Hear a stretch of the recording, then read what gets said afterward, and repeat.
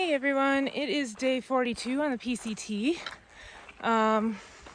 Yesterday we ended up hiking 14.9 miles. We hiked until about 9:30 at night. The area we were hiking in is called Mission Creek. It flooded out a couple years ago and there's really not much trail. What trail there is like all of a sudden just gone because of the water, and it'll literally drop off into the creek, and you have to find your way down and around all these rocks and down trees and a lot of route finding, trying to figure out where you're going and where the trail picks back up. It's also climbing like at least 3,000 feet. So I've done 10 or 11 miles of it today. It was really tough. Doing it last night with night hiking was very, very difficult. We couldn't find the trail most of the time, and we ended up just deciding to camp.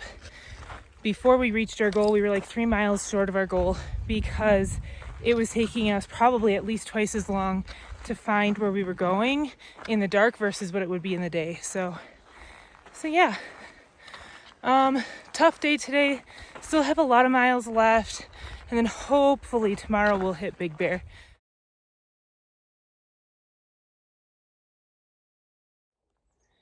Hey guys, it is day 42 on the PCT still, and I just wanted to check in because I just hit my 500-mile mark. Yeah, so 202 more miles, and I'll officially be actually like to the level of Kennedy Meadows, even though we had to flip-flop and we won't actually physically be in Kennedy Meadows. But that will be when we get to Acton, and then we can go ahead and skip forward to Kennedy Meadows, and then we've actually earned our place in the Sierras and have completed the desert. So 202 miles for that. So yeah, have completed 500 miles of the PCT. I'm currently at the actual mile marker of 242.3 makes my 500 miles. So just wanted to check in and let you all know the exciting news. Hey everyone, it is day 43 on the PCT. Yesterday I ended up hiking 20 miles. We did almost 6,500 of elevation gain, and I think 1,200 of loss. It was hot the first half of the day, but it cooled off as we got higher in elevation. I also crossed my 500-mile mark, so that's pretty cool. But it was a really hard day. Like, even though it was 20 miles, and 20 miles is kind of like, oh, we're kind of averaging. Well, we were kind of averaging that before things got really hot or really challenging as far as elevation. But that elevation profile is just a lot. So I am extremely tired today. Like, excessively tired. I wasn't wanting to take a zero in Big Bear, but I'm going to. I have this urge to just get a hotel room and just spend my entire day sleeping. So I think that's what I'm gonna do. Make sure I'm ready for the next section and then just sleep. Hopefully that'll kind of reboot things a little bit so that I'm not so tired when I get back out here in a couple of days. So that's the plan right now. Big Bear is about 9 miles away. Today is an 18-mile day. In order to get there, pretty easy though, because there's only 3,500 feet of loss and like 1,500 feet of gain. So it's a pretty simple, pretty nice day, which I'm grateful for. It's also not crazy hot because we're at such a high elevation that it's upper 70s to low 80s today is the forecast. So yeah, looking forward to my zero, and the next section is going to be easier elevation profile wise, but it's lower in elevation, so it is going to be hot again, and there are going to be some water carries again, so we'll see how that goes.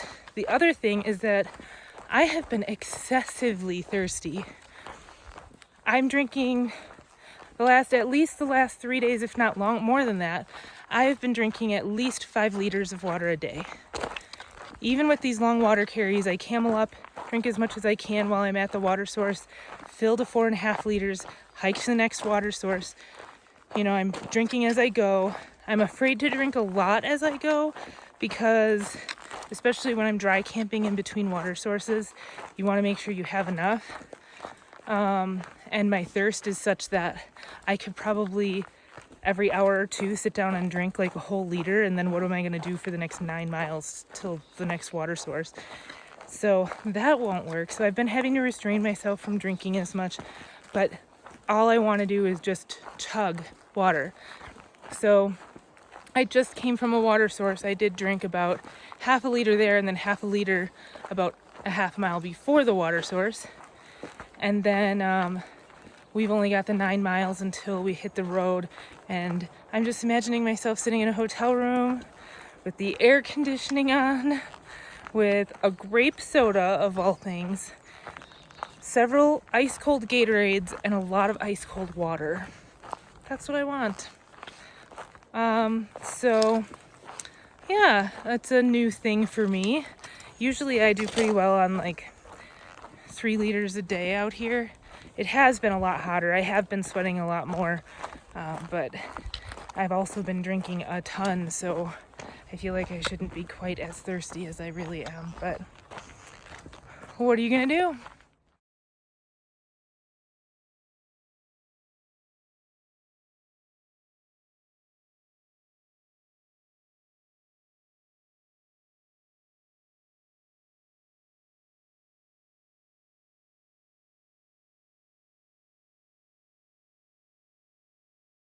Hey everyone, it's day 44 from the PCT. Yesterday I hiked 18 miles to get into Big Bear. Today we took a 0, got our resupply done, laundry, showers, some rest. I got my grape soda and Gatorade and a lot of water. Everything's all set that way, and then tomorrow we head back out to the trail to start hiking towards Wrightwood. I wanted to start doing something with my videos from town, and I've been trying to remember to do this for several weeks now, and I keep forgetting. So here I'm finally going to remember, and hopefully I keep remembering from here on out.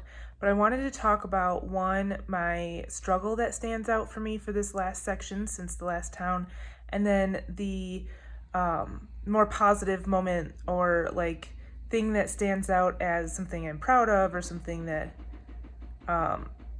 was exciting or fun or whatever, something positive that stands out to me. So the struggle that stands out to me for this last section is thirst. Oh my gosh, I was so thirsty. I drank plenty of water. It didn't seem to matter. It was very hot and I was sweating a lot, but 5 liters a day, I shouldn't have been excessively thirsty, and I was. There's not much I can do to fix that. Just keep drinking when I can. I can't carry a higher capacity because my capacity already has me at 10 pounds in addition to all my gear and my food and everything. And it's just not reasonable for my size to carry much more than that. But yeah, that was my big struggle that stands out the most to me this time. As far as the positive thing that stands out to me, it's kind of general this time. It's really the fact that this was I wasn't expecting it to be such a hard section, and it really was. We kind of got a lot thrown at us. We had over 11 miles of snow the first day out with a GI illness. I had a GI illness and some altitude sickness that day.